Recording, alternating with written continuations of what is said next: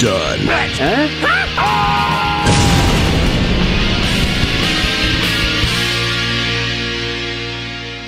Hello, I'm the Nostalgia Critic guy. Remember it so you don't have to.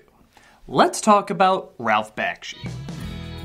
From the 60s to the 80s, he was one of the few animation directors that insisted animation shouldn't just be for kids. In fact, some should be explicitly for adults. This resulted in him making films that often gained critical and even box office success. Most of the time, these movies were weird, political, raunchy, and usually in bad taste.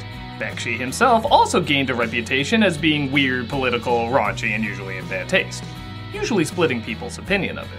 Some say he's a genius, others say he's mad. I say he's a mad genius. Yes, the madness can overshadow the genius, but the genius can also overshadow the madness. And since his passing recently, I figure it only makes sense to look at his greatest work, American Pop.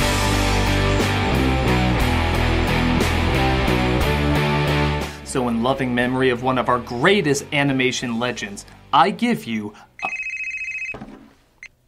Hello? He's not dead? Oh. I could have sworn I heard that somewhere. What? He's coming over here? Oh, hell no! You keep that loon away from me! You lazy asshole! Stop it! Stop it! You need to fight the crypto-fascist system of the man by throwing big-titted ladies and blackface waving around bananas, which represent our economic downfall. What the hell are you talking about? I'm talking about Nom. Here, have a puppy. Ow! Ow! Look, I kind of thought you weren't alive, meaning I could praise your genius without having to actually deal with you. Stop sucking my cock, Critic, and talk about something really interesting. Like what? Like the last feature film I ever made's Cool.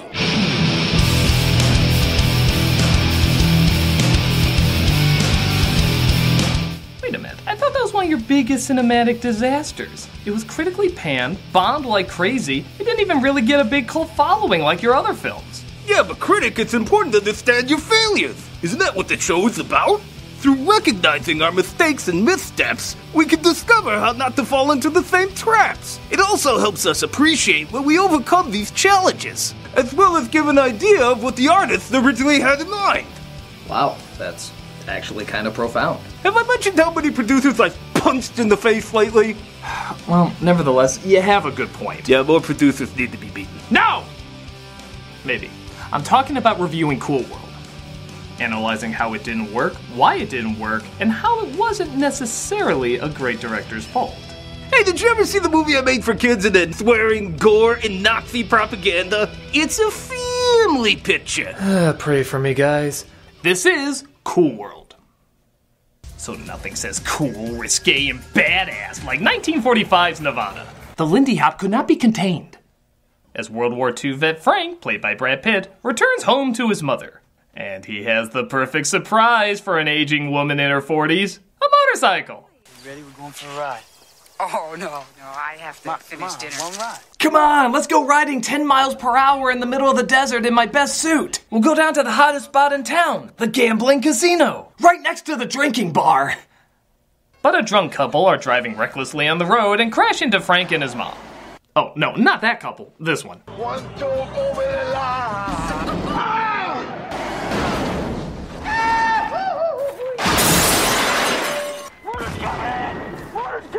Frank for a minute thinks he's back in the war until he realizes it's very unlikely his mother enlisted. At least the bike's okay. Don't ride motorcycles. This PSA brought to you by Canadian Broadcasting. I knew it! They're so sneaky! Yeah! Well, it works. My spike works. Boy, if you started watching this movie with no idea what it's about, that would be totally out of left field, wouldn't it? I wonder what's gonna happen. Maybe he'll get revenge on the driver, or it's how he re-enlists to distract from the pain, or... Oh, bother. Dr. Wily creates Brad Pitt Man. You're not real. We may not be real to you as yet, but we will be. Just as Frank is wondering why he's in a different movie, presumably called Who Plagiarized Roger Rabbit, we cut a mere 47 years later where a prisoner named Jack, played by Gabriel Byrne, is getting dragged into his cartoons. Wow, the alternate ending to Shawshank Redemption is much more classic Stephen King. Thus, he's given his introduction not only to Cool World, but to Hollywood, played by Kim Basinger. My God, I've created anime. Man, this guy knows all the smooth moves, doesn't he? He's doing the classic put boob here technique. But Jack is immediately sent back. I guess Holly just wanted to ask if her body was as impractical as Jessica Rabbit's. As we see, 47 years have been pretty kind to Brad Pitt. Actually, who am I kidding? They fucking have! But he's angry because Holly apparently brought a human, or Noid as they call them, into their world. Rumor has it, Holly, that you had a Noid visitation at the Slash Club last night. Don't you know what they do to pizzas? You're just a regular true believer in law and order, huh? Being it, Kappa. We're gambling on Feifel's ransom. And by the way, if you think some of these animated sections seem random, check the rating on the What the Piss-o-meter with these scenes during their chat. You could help me. Ghost of Spuds McKenzie does not approve. Get a load of this one. Don't you see? They're real. They really taste it. And when they do it with a man, oh. So, Ralph. Yeah, what? First of all, what are you eating? An eyeball and mustard sandwich, of course. No, of course. Second, what's with the random bits of animation not tying into anything? Oh, well, originally we were going to have all sorts of cool stuff, but then the studio got involved, and next thing you know, we didn't even have a script. So with nothing to do, I was just like, hey, friends, just draw some random shit and we'll just toss it on the screen somewhere. Yeah, but some of those animations aren't even finished. In fact, you actually played this animation twice in the same scene, literally drawing attention to the problem. Did you think showing it twice would somehow complete it? Hey, I wanted to show the studio what happens when you mess with an artist's vision. You have a bad movie with your name on it. And get paid for it. I can't tell if you're my hero or the worst kind of crazy. Can it be both? So while enduring the side cartoons you see in Mad Magazine, it looks like Jack is let out of prison and he goes to a comic shop where he sees his comic Cool World is being sold. And if I had a nickel for every comic shop employee who looked like this. I mean, I know people, friends of mine, who want to be Hollywood when they grow up. When they grow up? How old are your friends? 5? I always wanted to be a personality-less shell. But we find out a little more about why he was in jail. Why don't you do a book on that guy you murdered? You know, that guy you found in bed with your wife? Whoa. Well, that's a big development. Holy smokes, one of our main characters is a killer. Well, I wonder where they're gonna take this. Right out the door! That's where they take it, right out the goddamn door! Our hero is apparently a murderer who, judging by the picture on his book, was not in jail very long. And it's never referenced again, and we're supposed to just sympathize with him when he goes back to Cool World, which also has no explanation on how that's happening. You know, maybe it's supposed to be like one of those deep character studies where you're not supposed to know if he did it or not. I mean, after all, they do give him a lot of deep writing, like... Am I dreaming? And... Yeah. And... I drew you. And... Yeah. Not forgetting. What? Okay, was this dude charged by the letter? Why are his lines so short? We can't even get to know this guy because he has as much dialogue as Gromit. In fact, Gromit has more personality than this guy ever has, and he never says a word. But then again, maybe that's good when you do hear the dialogue they actually have in this. What'd you do that for? Because I dig you. To be fair, if I had to say lines like this, I'd kill someone too. So while he indulges the nightmare at Elm Street babies, Frank stops by, black hair Holly. Word is you got a thing for noids. Tough guy. All right, where you want to go? Movies? Amazing how well that syncs up, isn't it?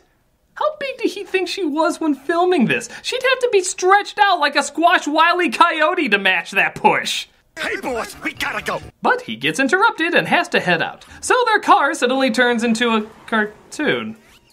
Okay, Ralph. Why are sometimes things animated and then other times they're 3 dimensions? Like the car or the cardboard cutouts. Why does everybody call my characters that? I mean the actual cardboard cutouts. Oh, see, I wanted it to be like a live-action painting. You see, that's what I did for years and years. Paint! And I wanted to transform the lights and shadows of my work into a more physical dimension. In fact, originally I was going to call it Background, the movie. You just don't understand, Critic. He's showing the anguish of our utilitarian world colliding with the abstract of untapped potential. With boobies! Where the hell did you come from, follow-up question? Who the hell are you? I'm Julie Taymor, director of countless Broadway hits and kind of good movies. She helped me escape. Oh, okay. So what the fuck do you mean escape? Oh, escape. Don't you know we were in the Institute for the Artistically Insane? Oh my god, I've heard of that. That's where artists go when their ideas stop obeying logic and reason. I don't know why I was there. Having Bono do Spider-Man Turn of the Dark killed! Literally. It literally killed. Hey, you can't make an omelet without breaking some heads, yo. It's true. Yeah, you just don't get us, Critic. Oh god, Spike Lee. Can you believe they put me in there? After I directed 65 projects and at least 1/3 of them was watchable? That's why I love you guys. You understand me and the struggle, which is real. His work is about the oppression of blacks against whites, as told through an animated backdrop of color and no color, right? Yeah, with boobies. Well, at least nobody else escaped. Oh, well, there was that one guy who almost got away, but they caught him just in time. But I had 2 hit movies back to back. Don't worry about it. Just get yourself nominated for another Oscar and they'll forget about all the horrible things you've done. So Holly takes Jack to her club. Jesus, even their cars are getting me hard. But Frank stops him and explains, poorly, what's going on. I'm a cartoonist. I drew all this. This place exists with or without you. You believe me, right? I'm not one of your creations. Oh, now everything makes sense. Thanks for clearing that up. We don't need any more information beyond that. That's like God coming out and saying, I created the cosmos and the universe. All except for Sweden. I don't know where that came from. Oh well, I'll just accept it. Sweden. Ordinary fountain, right? Around here, this can be a big nuisance. Kind of like our foreground. One should be careful how they wave this thing. No, I don't get it. Of course you don't get it, because you're a wackadoo. Hey, that is our word! He also explains that in this world of cartoons, or doodles, there's only one law. Noids do not have sex with doodles. Think she's got a thing for you, don't you? Truth is, she's been after me and every other Noid who's come through here. It's just that no one's been insane enough to get involved with her. I somehow doubt that. Have you seen DeviantArt? Getting involved with her is not the craziest thing compared to others. So Jack is dropped off back home, resulting in him driving to the desert to pace. Oh, that was worth a whole shooting day. Back to where we just were. Thank God we had that essential 26 seconds of him being in the real world. Now we can go back to exactly the same place we were. Why don't they just call this Scenes? Scenes World. So after, I don't know, something stupid, Frank goes back to Holly's place. Do you think she'll let us in? Well, it is one of only 2 places he goes in this city, so I would hope so. He goes up to Holly to say pretty much the same thing he always says. You stay away from the Noid? Yeah, that's like 90% of your dialogue. You're totally on repeat. You're the mother-daughter scenes from The Room. We heard you once, the other 70 gajillion times aren't needed. Be content with the cards you've been dealt. Will you prance around here waving that gun around like you're some big deal? Wait, hold on. Is anyone even listening to us? Or are you too distracted by the background? I know you can chew the scenery, but what do you do when the scenery chews you? But Holly, of course, has Jack hidden and definitely has plans to feel the burn. But not before a lot of persuading. Can't go any further than this, Holly. Are you gonna follow the rules? No. Or are you gonna follow your instincts? Yeah. Persuading over! I feel like I'm getting an STD just watching this.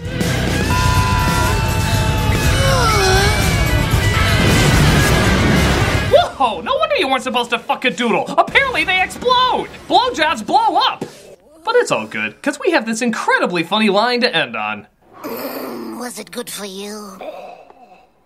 It wasn't what I expected. The movie in a nutshell.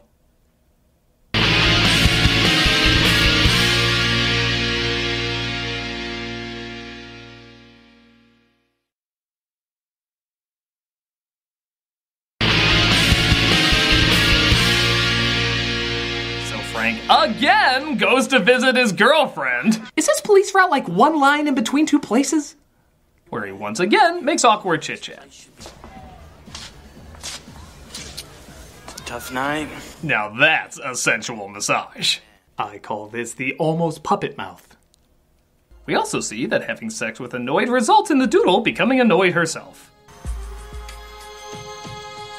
Oh, I suddenly want to make terrible career choices, like being 50 Shades Darker. She, of course, wants to go to the real world to see if that, too, looks like a lesser production of Bebe's Kids. And because exposition is apparently too expensive, they just transport again without ever explaining how. Okay, Ralph, they start off talking about this spike that's used to teleport people in between worlds. Yet it's never used again in any of these other teleportations. It just seems to happen whenever they want, and sometimes even when they don't want. How do you explain that? Oh, I don't know. What do you mean you don't know? I thought you wrote the script! Well, the original script, yeah. You see, I sold Paramount a hard R animated horror film mixed with live action because that kind of genre hadn't been done before. But on the first day of shooting, I was given a completely different script that was written in secret by 2 other writers. So literally from day one, I didn't know what I was doing because the movie I wrote wasn't the movie I fucking wrote. Holy smokes, no wonder so much of this isn't making sense. It actually happens more than you know. Yeah, producers change everything and we get all the blame. When will people learn that the vision of the artist is all you need to make something brilliant? By the way, I love when you did Lord of the Rings, how you made Saruman Arrow Man. Yeah, just hit the letter S. As you should. Well, that's nothing compared to how you did a torture scene in Drop Squad with Oreo cookies. And dressed a woman like Aunt Jemima. Or how you dropped like a whole third of the story and across the universe. Nobody understood! They never do. I'm not sure it's a bad thing. So the two of them end up in a nightclub where we see Frank Sinatra Jr. figuring out the best way to fire his agent. Seriously, why did he take this cameo? Let's make love. Well, that answers that. Hey, she's with me! No, she's with us. Dude, what the hell kind of place is this? The price to go in is $20 and your girlfriend. Also, you don't get to go in. Holly poorly lip syncs as Sinatra Jr. is starting to look thankful nobody's ever gonna see this, while it looks like Frank has to go to the real world to get Holly back, so he kisses his girlfriend goodbye. While thinking about his mother?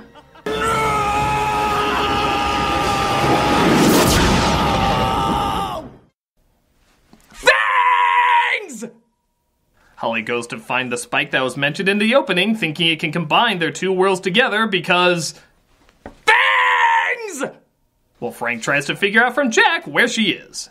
I'm taking you and the bimbo back. What are you gonna do, shoot me? Why don't you shoot me, goddammit? Don't try to have character now, there's like 20 minutes left. Jack agrees to take Frank to Holly while Holly is having some wacky comedic moments. Miss. I see you've played Idiot Seesaw before.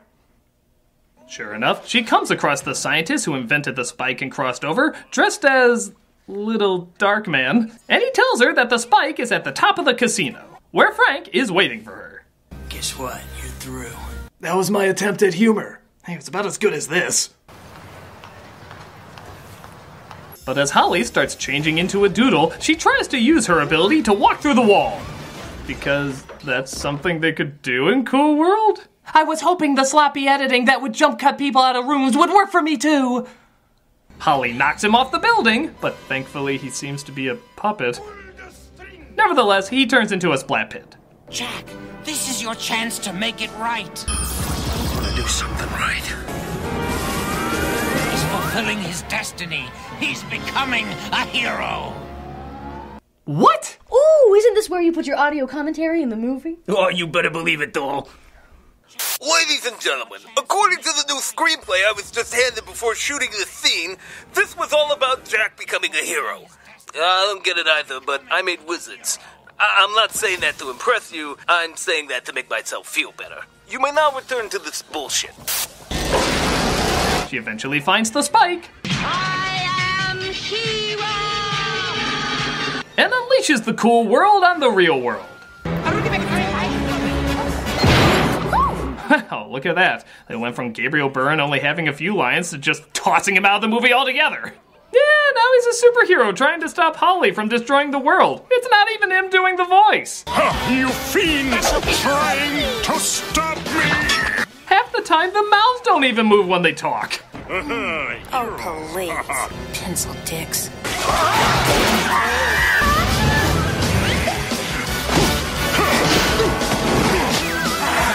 Well, this is a really nice Ren and Stimpy cartoon.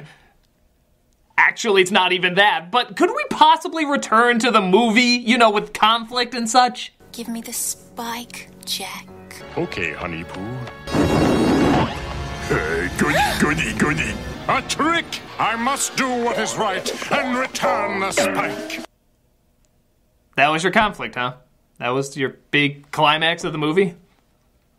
And let me guess, there's just a bunch of yelling and screaming to follow? Yeah, okay. Ralph, I can't believe I'm asking this, but what was your original idea for this movie? The script that Paramount bought at first. Well, it was about a guy who has sex with a cartoon character. Okay, so it was crap. And then they gave birth to a psychopathic killer. Really? See, it was supposed to be about the child, who grows up resenting his father because he abandoned him. So he goes into the real world being half man and half cartoon and tries to kill him. In the end, he discovers he's an abomination that can't live in either world. Wow. I mean, it sounds crazy, but it also kind of sounds deep. Exactly! I know my stuff is bonkers, but it comes from a place of real passion before the studio gets in the way. Even Kim Basinger was trying to change it.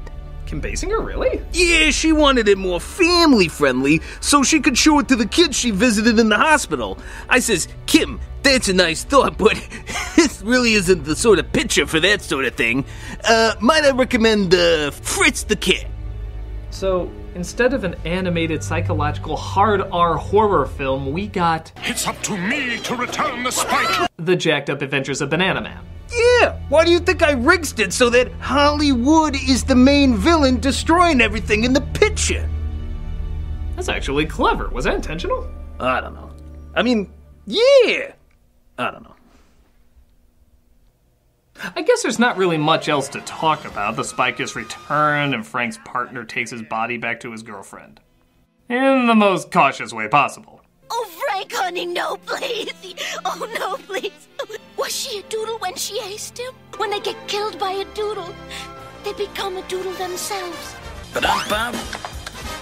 Bam! Oh, my God! This is the director again. I'm looking at the script here I just received.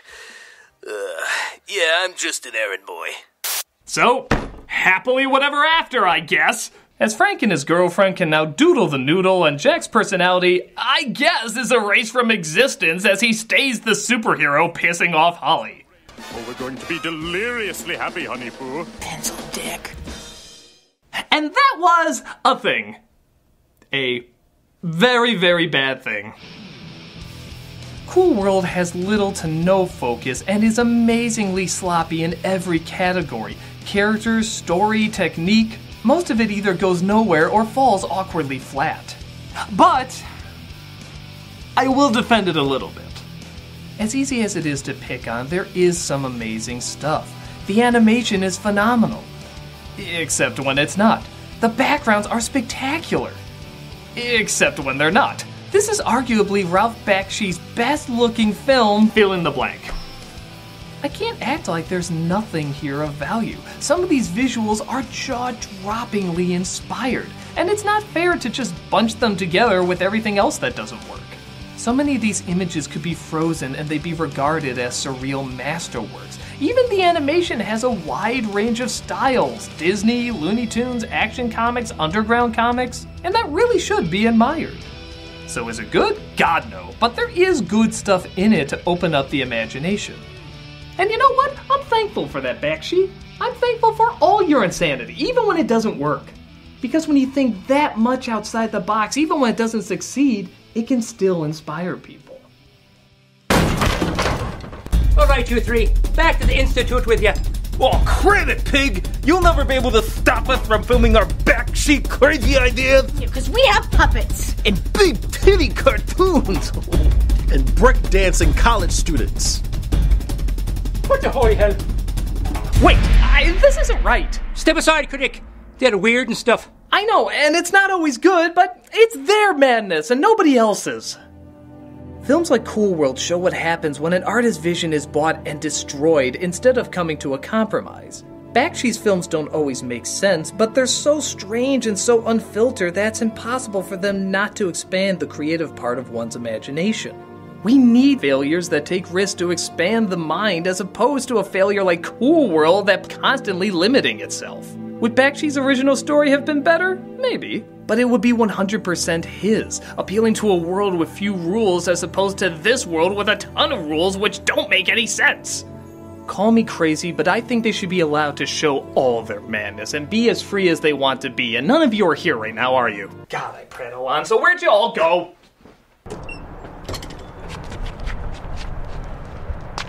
I've lost him. Up here, you lazy asses! Screw logic! I'm gonna use Julie Taymor and Spike Lee as wings and soar to the cosmos! To titties and beyond! My God, that's the craziest, stupidest fucking thing I've ever seen in my whole life. Yeah, may it inspire us all. I'm the Nostalgia Critic, and never lose track of the right kind of madness.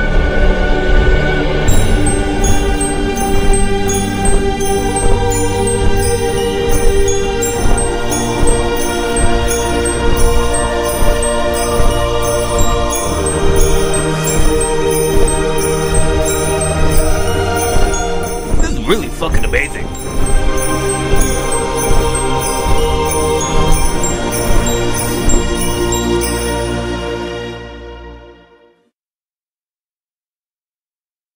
Of course you don't get it, because you're a wackadoo.